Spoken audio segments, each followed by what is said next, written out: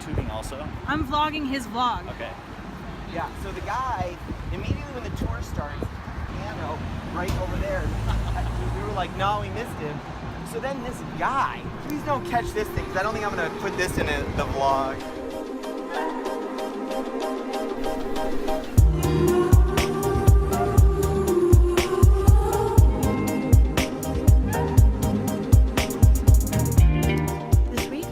In Las Vegas with my high-rise teammates. Wait, why wouldn't you? Are you talking about the zip line? Yeah. Why wouldn't you want to do that? Because there's too many things that could go wrong in that situation. Nah. There's people. Yeah, but that's how you live your life. Yes. What could go wrong? There's people. Way too many people. Way too many people. One thing I wanted to be sure I did this week in Vegas was ask the CEO of High Rise, Nate. I wanted to ask him a couple questions for the vlog. I love working with all of my teammates for the same but different reasons.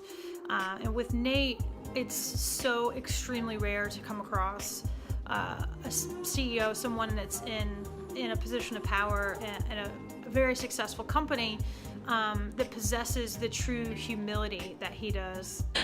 We're actively trying to find a place to film, but we're having trouble. The lighting there's good lighting, but it's kind of interesting in the background. Now I look real pretty. Well, that's the key. We want to look pretty, but we also want to be square. It's something that I'm so excited about, and it's something that I want to share with others, because I think there's so much that people can learn from him, just about the simple fact that, like, you know, it's not all about us as individuals, it's about people first and then us. Nate is vlogging daily, which is insane. It's really inspiring to watch, actually, because he's able to take his daily life and spin all kinds of lessons and different things out of it. I'm really curious about how you went from the mental decision to go from once a week or once every, like when the inspiration struck you, to being like, I'm gonna do this diligently every single day. Yeah. I don't know, there's a lot of history to this. So we did just this vlog with Neil, right? Like I talked to him a little bit about the background of like why I got into vlogging in the first place. I missed some of it. There was some other background there too that like was all part of this, which was me and Jason Fried. We were doing like a daily, we were trying to do like a daily podcast. Oh yeah, I remember that, yeah. So every day we were getting together to talk about business and business problems. And I loved it. And I loved doing it with him. One of the problems though is just like his schedule is just so chaotic, and my schedule, our schedules they don't combine very well. Especially for this kind of thing. Like, I don't have a hey, I'm gonna film at noon every day, and he definitely doesn't either. There's so it's like, oh my god, how did two random people like get together to film anything? It's like impossible. We did it. We successfully did it for like a month and a half or 2 months even. I don't even remember. But it was cool. Anyway, so that was also another driver. Like he and I just couldn't keep up a schedule, but I still had this desire to like do videos. So I had to figure out something that I could do on my own.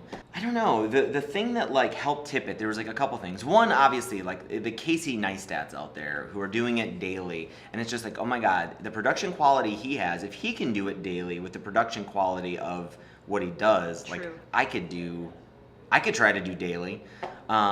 Since I'm not spending I'm only spending a fraction of the time he was spending editing and stuff like that. Right. But some of that made it seem like, okay, I can do it. The other big aspect of it too was, I just feel like I want to get better at this. I want to get better at crafting stories, telling things visually, and like I want to be good at YouTube and good at making movies. That once a week just wasn't enough. It's not enough practice. True. So it got to the point where just like, you know what, I'm gonna just try every day since it's working for some people.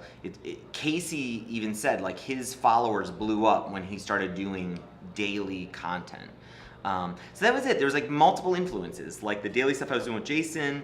I'm constantly having daily thoughts that are like, like weekly was like too much. Like there's too many things that are happening in a week to try and like only pick out the one best thing to think about or show in a video per week. So it was just like, maybe the logical next step would have just been like 3 times a week or something like that. But for some reason, I was just like, you know what? I'm gonna just plunge in. You know, let's just do it every day. I'm gonna get better so much faster because of all these cycles. There's a lot of reasons, but was the dauntingness of it attractive to you? Yes and no. I don't know. I keep diving into challenges, right? I mean, I keep picking problems that are like, high-rise is a huge problem, right? There's a lot of people that I'm not so sure, given where the variables that were high-rise, high-rise might seem like this sexy opportunity, like, oh my God, you get to work with, your heroes, Jason and David or whatever, but like, given what high-rise was, like, you get no team, you're in a situation where high-rise is not growing and people are actively like upset about it and the product, and it hasn't changed, it hasn't been improved, no one's fixing anything or updating anything. That's like you're not entering like a friendly situation. But I was like, oh my God, yes. I love it. It's a chance to turn a company around. It's a chance to like do something that is like this challenge. And so there's something about me, I think, that it really likes challenges more than like basking in the glory of everything's awesome. It's like I want problems and puzzles, and so this making YouTube videos every day, it's just another puzzle. It's like, how can I do it? How can I make it engaging? How can I learn how to do it better? How can I make the quality better? Even now, like you and I just spent like 10 minutes trying to figure out how to do good lighting, and it's like, it's fun for me to kind of figure that stuff out. And they're all problems in their own regard. Yeah. No matter like the scale, it's problem's a problem. Right. And so I don't recommend it. If you're like, how can I get video out as fast as possible? And like, I don't recommend it, I guess. There's a lot of stuff I choose that's daunting, and I still go through forward because I know some of the challenges can be fun. But it is stressful at times. Doing these videos gets stressful at times. At 12 o'clock at night or even 11 o'clock at night when Lynette's getting ready to go to bed and I'm still not done with edits, I start getting crabby, and I'm just kind of like, oh my God, why did I do this? Do you feel like, how have you sort of leapt over that wall? Or maybe you haven't. Like I still struggle with it, but maybe it's because I'm not doing it enough, of like, who cares? Why should I do this in the first place? Am I a complete imposter to, everyone else who's making amazing content online? Yeah. I think it's a little bit about experience. I've been doing stuff like vlogging and blogging and spinning out companies to the ether that I've had maybe enough experience that I know that like some stuff people won't care about. Some stuff we're gonna like, it is going to be a dud, or we're going to launch something and no one's going to use it, and we're going to end up shutting it down or whatever. I've done that enough that I know if I keep doing enough things, something's going to hit. The odds are something is going to work out. Does it bother you, or do you just not care? I've stopped caring. It does. It's both. I mean, it's like it does bother me, but somehow I compartmentalize it that it doesn't stop me from doing it again. Like it bothers me. Everything bothers me. Like it's weird because it's like everything I do with the video, like I want more views, I want more subscribers. It bothers me when the subscriber count doesn't grow fast enough. Right. Or it was growing fast like a few weeks ago and now it's like not flatline, like what's going on? It bothers me, but somehow it doesn't bother me enough to stop trying. I always feel like an imposter, even with this business stuff, right? Like here I am, CEO of this company, and I've got these successes behind me, and I still feel like shit a lot about the decisions I make that sometimes don't always turn out that great. Sometimes they do turn out that great, but then I feel like it's just luck. Like, oh my, we got lucky. That has nothing to do with me.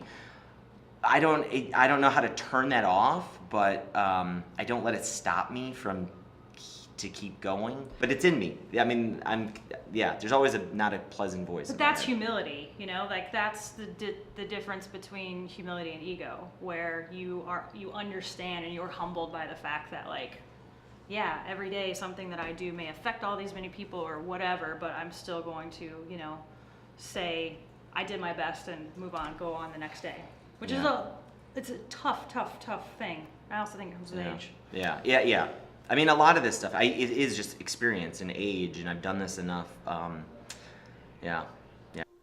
So I asked Nate if we could talk for like 3-4 minutes, stuff that I could share this week, and we ended up talking for 45 minutes. So you may see more of Nate throughout the coming weeks. We had a really awesome conversation, and I'm so extraordinarily thankful to kind of to work with people who share the same ethos that I do and the way that I want to live my life and do business. We're working in the bathroom. In the bathroom.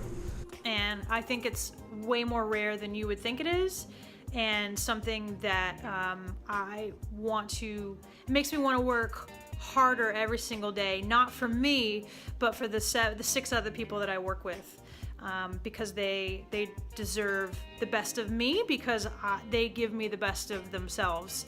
And it's an amazing thing to be a part of, and I'm so thankful every day.